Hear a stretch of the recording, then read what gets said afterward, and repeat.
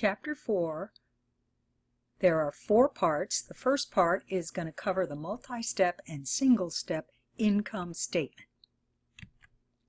Now, elements of income. That's the income statement.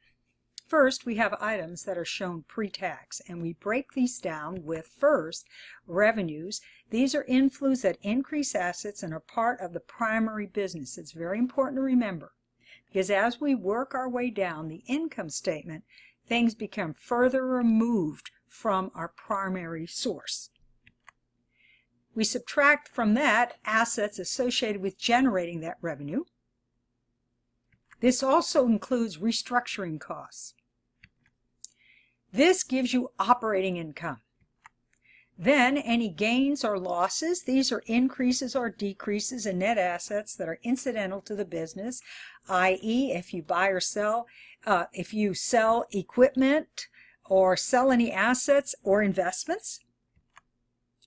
And then you might also put in here any unusual, infrequent gains or losses shown under other. And this might also, it's just something that is like, a good example might be is you have a write-off of an accounts receivable that's larger than your whole allowance account. You're not going to take that against the allowance account. You may just record it here and show it as a separate item, because although it's part of business, it's not something that goes on all the time. It was an unusual item, and then of course you would footnote that. Now, then we have items that are shown net of tax. That would become discontinued operations. Now, we used to have a number of items here. Now we only have one. It's called discontinued operations, and this is when the elimination of a component represents a strategic shift having a major effect on the company's operations and financial results. And remember, these always have to be material. And what we do is we break out any loss or profit from the business, and then we separate out the gain or loss on disposal of the equipment. And the last category we have, now this can be shown on the same financial income statement, or it can be shown following the income statement as a separate statement. This is called other comprehensive income.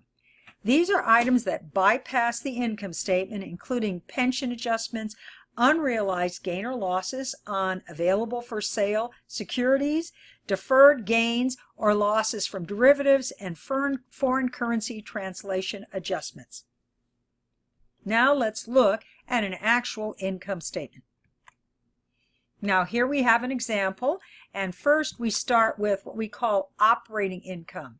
Includes elements that are directly associated with ongoing business. These are always shown pre-tax. Next, we have other income expense. Includes increases or decreases in equity, again from peripheral or incidental transactions of an entity. Then we do our income tax, and then we come up with income from continuing operations. This is where people tend to focus. So this is a primary focus. Then we have our area called discontinued operations. Again, we break out any income that we earn or loss, plus any gains or losses on disposal of any of the assets. And then this would be where other comprehensive income would be if it's on the same statement. Now, let me go back to that. And then what we're going to do is show earnings per share, and we're going to do it on income from continuing operations. Then we do a separate line for discontinued operations. Now, if you notice down here, it says it follows by what we call diluted earnings per share. Diluted earnings per share are what you end up with if they have bonds or stocks that are convertible into common stock. We have to show it separately if it lowers the earnings per share, and we talk about that later in the semester. Now, multi-step income statement. Remember, you list expenses based on how closely they relate to the generation of the core revenue of the business. This tells investors if you are making money in the business you're in. A computer company should be profitable selling computers. It is important that you know how a company is generating profit to estimate future success. Now we're going to look at GAAP versus US GAAP income statements. Now, under US GAAP, there's no minimum requirements in terms of how many accounts are shown. SEC regulations require expenses be classified by function, and what we call the bottom line is either net income or net loss. Under the international standard, which is used by other countries, requires certain minimum information be reported on the face of the income statement, allows expenses to be classified either by function or by natural description, and the bottom line of the income statement is either profit or loss. So in that case, it's the same. Now we're going to move on to an example. We're going to walk through it. Now, here's what I always do. Whenever I see a problem like this, what I want to do whenever I use a piece of information, I want to check it off.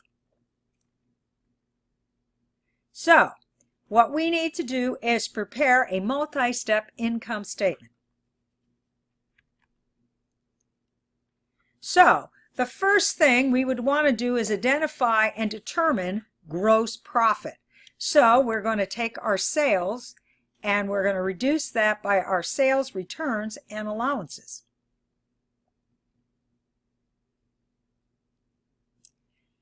Then we're going to look at the cost directly associated with that, which would be our cost of goods sold. So now we can do gross profit. So it would be sales less returns and allowances to get net sales. It would be this way whether you're doing the multi-step or single-step income statement. Minus cost of goods sold gives you your gross profit. Now we're going to go back and identify operating expenses. We would start with selling and then administrative expenses. And remember, this is where we put restructuring costs. Just so you know, it used to be restructuring costs were part of other, but that changed and now they have to be part of operating income. Now, again, we're going to start with our statement. We're going to show our selling, administrative, and restructuring costs. And now we have income from operations. Now, this number tells you if a company is making money in their primary business, and all items above this total are always shown pre-tax. Now, in the book, they discussed what they call non-GAAP earnings. And non-GAAP earnings is when they exclude certain costs that they don't think should be included. Probably would do this on interim financials. And in this example, they would not show the restructuring costs under the guise that they're saying they're non-recurring. So you always want to check to see, are they GAAP earnings? All right, now we're going to identify items that would be part of other income and expense. And we then will do net income from continuing operations. So in this example, we have some interest revenue, and we have a loss on the sale of an investment, and we have interest expense. Those items would now be included as part of other. So we would go other, and then we'd show our loss, our interest revenue, interest expense. Now, the net result of all of this is we're going to have a negative number, which will reduce our income from continuing operations. Now, remember, everything above this number is pre-tax. Anything shown after it is always net of tax. So remember that whenever you're working a problem. There's our income tax. Now we have net income from continuing operations. This would be net income if there was no restructuring and there were no other comprehensive income items.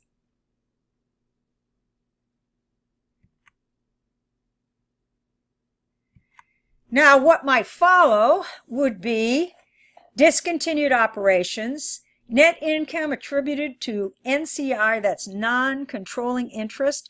You would get that if you buy another company's stock and you own more than 20 but less than 100% of that stock. What you have to do is include all of the net income from the subsidiary, and then down here you would have to back out the portion associated with the percentage of stock you don't own. And you learn more about that in advanced accounting. Then we have other comprehensive income. We, for GAAP, have only 4 items. Net unrealized holding gain and losses on investments,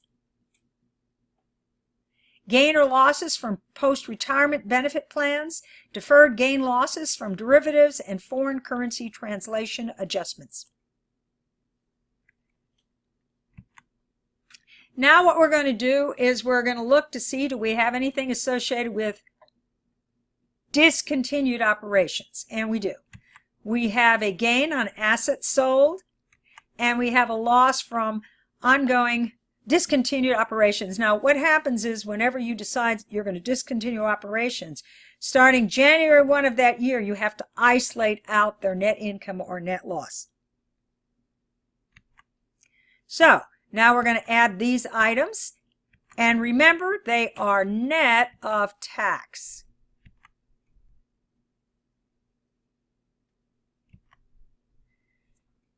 Take a look at that a little bit.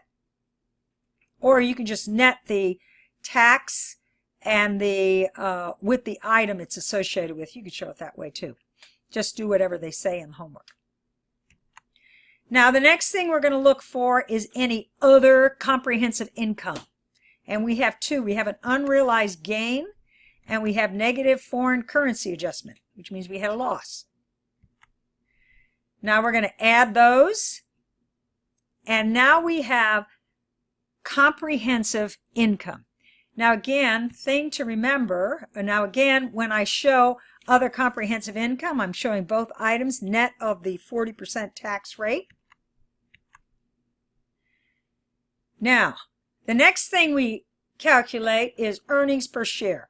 Now you're going to have 2 numbers. One is going to be earnings per share on continuing operations, and then you're going to show the effect of the discontinued operations. If you notice, we do not do earnings per share on any other comprehensive income line items.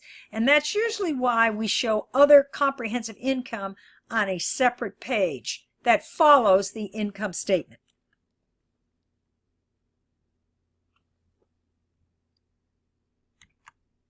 Now the last thing we're going to do is the same information, and we're going to do a single step. Now here's the difference. You put all the income together, but you still show sales net.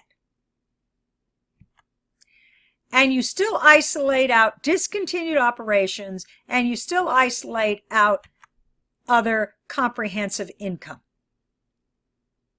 And that concludes this presentation for part 1.